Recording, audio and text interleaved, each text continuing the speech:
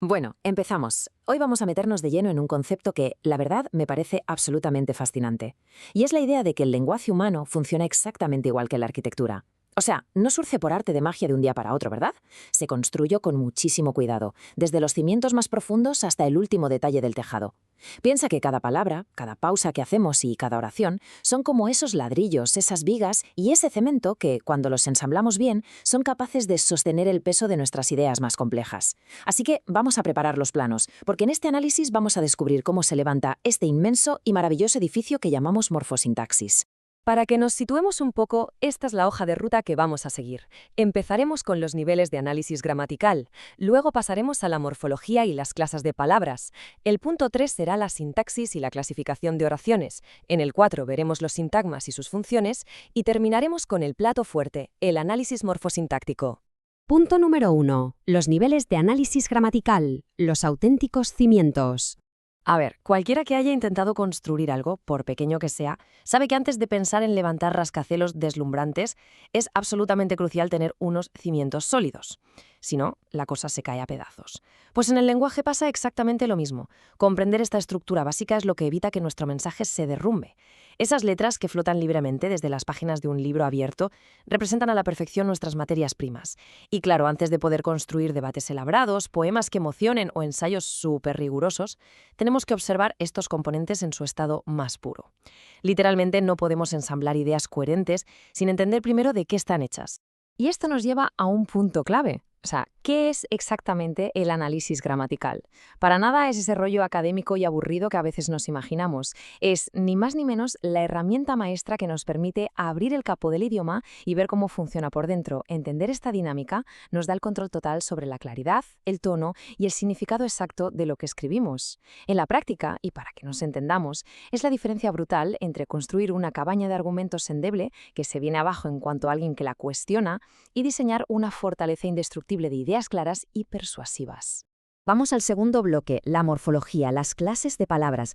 Vale, una vez que ya tenemos los cimientos, toca sacar la lupa y bajar al nivel microscópico para examinar esos ladrillos individuales de nuestra arquitectura. Vamos al lío con esto, porque uno de los elementos más dinámicos de toda esta estructura son, sin duda, los verbos. Y ojo, porque están muy lejos de ser piezas estáticas. Cambian de forma constantemente dependiendo del tiempo, la persona, el número y el modo. Es que actúan exactamente igual que los engranajes mecánicos dentro de un edificio inteligente, adaptándose con una fluidez tremenda para expresar con precisión matemática cuándo y cómo ocurre una acción. Es una pasada. Y claro, si los verbos son esos engranajes en constante movimiento, los pronombres son nuestros materiales de reemplazo. Son increíblemente versátiles. Como si fueran ramas distintas de un mismo árbol, se agrupan en categorías como personales, posesivos o demostrativos. Su función principal, pues sustituir a los sustantivos. Actúan como piezas modulares que podemos intercambiar para evitar que nuestra estructura se vuelva súper redundante y pesada de leer. Esto agiliza la comunicación una barbaridad. Para bajar toda esta teoría a la tierra, vamos a fijarnos en un ejemplo súper simple pero muy revelador. Laura come pan. Ella lo disfruta. Esa palabra, ella, asume el lugar del sustantivo Laura con una eficiencia absoluta. Imaginaos por un momento no tener estos materiales de reemplazo. La frase sería súper tosca. Laura come pan. Laura disfruta el pan. Buf, cansas solo de escucharlo.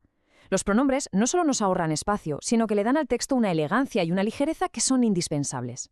Y siguiendo con nuestros materiales de construcción, nos falta hablar del cemento. Ese papel lo juegan las conjunciones. Son esa argamasa que mantiene unidas distintas ideas, iluminando además la relación exacta que hay entre ellas.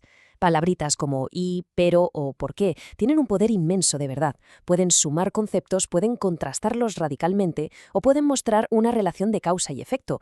Usarlas bien nos asegura que las distintas habitaciones de nuestra casa lingüística estén perfectamente conectadas, para que podamos pasear por las ideas sin tropezar en ningún momento. Tercer punto en nuestro recorrido, la sintaxis, la clasificación de las oraciones. Bueno, dejamos atrás los ladrillos microscópicos y nos pasamos directamente a los planos a gran escala. Y aquí es donde podemos plantearnos una pregunta fundamental. ¿Cómo altera la complejidad a la estructura de una oración? O sea, ¿qué le pasa exactamente a nuestro plano arquitectónico cuando decidimos meter múltiples acciones, condiciones y matices en lugar de soltar solo una idea aislada? Pues la respuesta está en la evolución de la propia estructura. Pensemos en una oración simple. Esta tiene un único verbo principal y funciona como una habitación completamente independiente, cerrada y funcional. Pero por otro lado, tenemos la oración compuesta.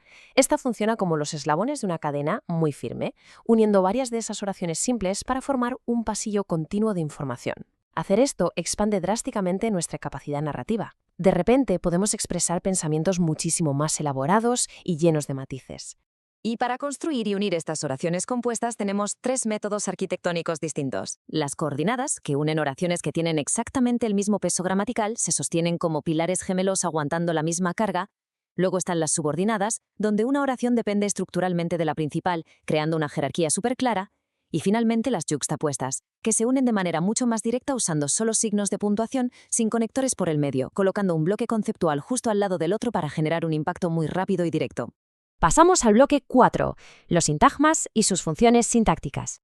Vale, ya tenemos los planos maestros. Ahora necesitamos entender qué rol funcional desempeña cada grupo de palabras. Estas son las auténticas vigas de carga de nuestra casa lingüística. Lo primero y más urgente es distinguir las dos mitades que forman casi cualquier oración. El sujeto, que es el actor principal, el que realiza la acción o sobre el que gira el mensaje. Y el predicado, que es la acción en sí misma o esa información vital que damos sobre el sujeto. Es la dinámica básica de quién hace qué. Sin esto no hay estructura que se sostenga. Y lo más interesante es que jugar con estos roles nos permite alterar la estructura de una manera brillante. Fijémonos en la voz activa. Jaime lee el libro. Aquí el sujeto ejecuta la acción de forma directa y superclara. Pero, si nos vamos a la voz pasiva, el libro es leído por Jaime, el objeto que normalmente recibía la acción se convierte de repente en el gran protagonista. Es el nuevo sujeto gramatical. Esto es una técnica de estilo poderosísima que nos permite desplazar el foco de atención. Es como si cambiáramos la iluminación de una habitación a otra dependiendo de lo que queramos destacar en ese momento. Pero claro, seamos sinceros, ninguna estructura está realmente terminada sin sus detalles específicos. Y ahí es donde entran los complementos. Actúan como ondas expansivas que completan y enriquecen el significado de ese verbo central. Funcionan como elementos tanto decorativos como funcionales. Responden a esas preguntas esenciales: ¿dónde, cuándo, sobre qué recae la acción? Gracias a ellos, una oración deja de ser un simple esqueleto básico y se convierte en una estructura rica, compleja y sobre todo habitable para quien nos está leyendo. Y llegamos al quinto y último bloque, el análisis morfosintáctico. Este es el momento del gran clímax, donde damos un paso atrás para contemplar la obra completamente terminada. Para hacer un análisis morfosintáctico completo, donde evaluamos los materiales y la estructura a la vez, seguimos un proceso súper metódico. Paso 1. Dividimos las palabras en sus unidades mínimas, los morfemas. Paso 2. Identificamos qué función sintáctica cumple cada grupo de palabras. Y paso 3. Trazamos el mapa completo de cómo se relacionan jerárquicamente entre sí. Es literalmente como inspeccionar un edificio a fondo, desde la química de su cemento hasta la física de sus arcos de soporte. Y esto ilustra de manera brillante lo que llamamos el árbol morfosintáctico completo. Es el esquema definitivo que une todo lo que hemos visto hoy. Al trazar estas relaciones, podemos ver cómo cada palabra desciende hacia su categoría morfológica y a la vez cómo se agrupa en sintagmas que ascienden para mostrarnos su función en la oración. Es el plano maestro indiscutible, la prueba visual y definitiva de que el lenguaje humano no tiene nada de caótico, tiene un orden profundo, casi matemático y sinceramente hermoso. Y todo este recorrido nos deja con una reflexión final ineludible.